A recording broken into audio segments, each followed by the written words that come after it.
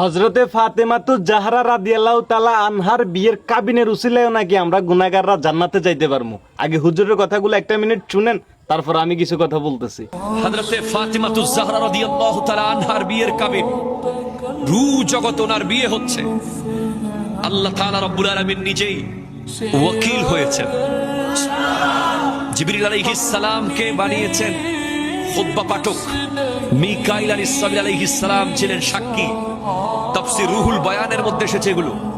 ওখানে হযরতে ফাতেমাতুজ জাহরা রাদিয়াল্লাহু তাআলা আনহা সাইয়্যিদা তাইয়্যিবা তাহেরা জাহেদা আবেদা রাকিয়া সাজেদা ফাতেমা, নাকি বলা হচ্ছে তোমার বিয়ের কাবিন কি দেব? আল্লাহ বলছেন, উনি বলছেন আল্লাহ আমার বিয়ের কাবিন জমা থাক, সময় মতো নিয়ে নেব। যেদিন কিয়ামত কায়েম হবে, পৃথিবীর সমস্ত সৃষ্টির মানুষগুলো, নবী, রাসূল, গাউস, কুতুব, আবদাল, আখিয়ার, আওতাদ, নাকিব, নুতাবা, নুজাবা, সাধারণ মানুষ সবাই লাইন টু লাইন থাকবে। আর সেদিন একটা আওয়াজ আসবে, ইয়া আহলাল জামে গুদ্দু আবসারাকুম হাত্তা তামুররা ফাতিমাতু বিনত রাসূলিল্লাহ। হে হাসরের মানুষ, সবাই মাথা নিচু করো, চোখ নিচু করো, যতক্ষণ নবীর বেটি ফাতেমা পুলসিরাত পার হবে না। হযরতে সাইয়্যিদা ফাতিমাতুজ জাহরা রাদিয়াল্লাহু তাআলা আনহা পুলসিরাতের উদ্দেশ্যে রওনা হবেন এবং পিছনে ফিরে দেখবেন ওনার আব্বাজানের উম্মতেরা আমরা নফসি নফসি নফসি করছি। ফাতিমাতুজ জাহরা রাদিয়াল্লাহু তাআলা আনহা পুলসিরাতে পা রাখবেন আর পিছনে তাকিয়ে বলবেন, আল্লাহ আমার বিয়ের কাবিন দাও। ফাতেমা হাসরের মাঠে বিয়ের কাবিন, সব প্রোগ্রাম শেষ, জান্নাতীরা জান্নাতে, জাহান্নামীরা জাহান্নামে। এখন কিসের বিয়ের কাবিন? না আল্লাহ, এজন্য জমা রেখে দিয়েছিলাম কি আজকে আমার বিয়ের কাবিন হবে, আমার আব্বা জানের উম্মতদেরকে মাফ করে জান্নাতে দিয়ে দাও। তাহলে এই কাবিন, যেই কাবিন প্রথম কাবিন নবীজির দুরূদ, যেই কাবিনের কারণে আমরা কাল হাসরের মাঠে পার হতে পারবো, আজ সেটা কোথায়? যাই হোক, সবাই তো হুজুরের কথাগুলা শুনছেন। একটাবার চিন্তা করে দেখেন যে আপনারা আমগো সমাজের বিয়েটারে কি করছেন। আপনারা নামদারি কিছু হইসে আলা আর টেয়া আলারা মিলি বিয়েটারে এমন অবস্থানে লগেছেন গো, একটা হোলা বিয়ে করতে হইলে অন্তত যৌবনের অর্ধেক বয়স সাথে বিদেশ জীবন কাটাই আইতে হয়।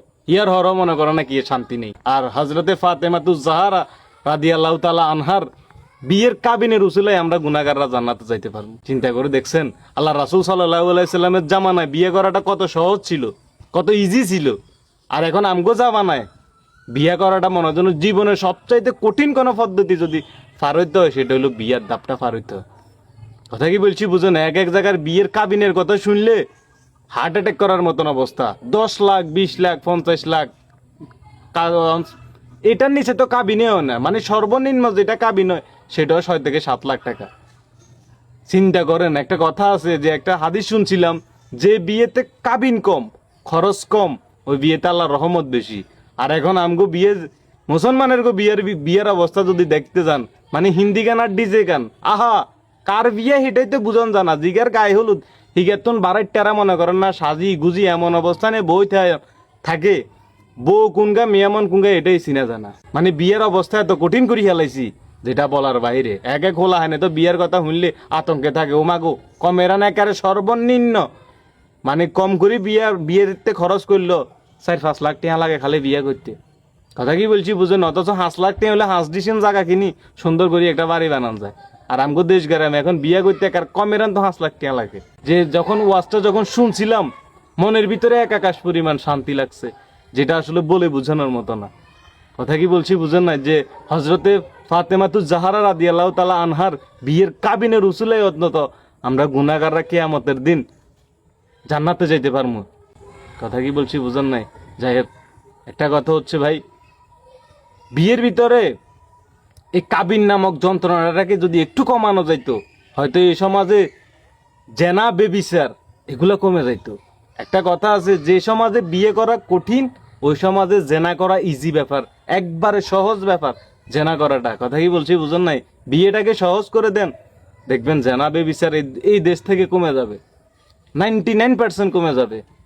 কথা কি বলছি বুঝছেন? তো যাই হোক মানা, আমার কথায় যদি ভুল ত্রুটি হয়ে থাকে আমাকে ক্ষমা দৃষ্টিতে দেখবেন। সবাই ভালো থাকবেন, সুস্থ থাকবেন। আল্লাহ হাফেজ, সালামু আলাইকুম।